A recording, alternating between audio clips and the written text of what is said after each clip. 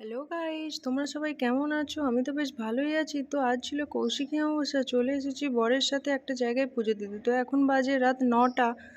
তো দেখো এখানে ঠাকুরের পুজোর সব জোগাড়জাত তৈরি হয়ে গেছে। এখানে 108টা পদ্ম ফুল ছিল, 108টা বেলপাতা। তোমরা ঠাকুরের মূর্তিটা দেখো, জাস্ট দেখেই আমার ভয় লাগছিল। তো এখানে জ্বালিয়ে নিয়েছিলাম 108টা প্রদীপ, আমি আর আমার হাজব্যান্ড মিলে জ্বালিয়েছিলাম। এবার এখানে হোম শুরু হবে। যখন হোম শুরু হয়েছিল তখন বাজে মোটামুটি রাত 3:30 বাজে, তখন হোম শুরু হয়েছে।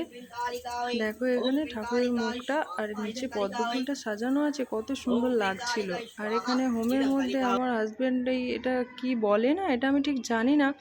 তো এটা হোমের মধ্যে দিতে হয়, তো ও দিয়ে দিচ্ছিল বসে বসে। আর এখানে ব্রাহ্মণ পুজো করছিল, তো আমি পাশে বসে দেখছিলাম।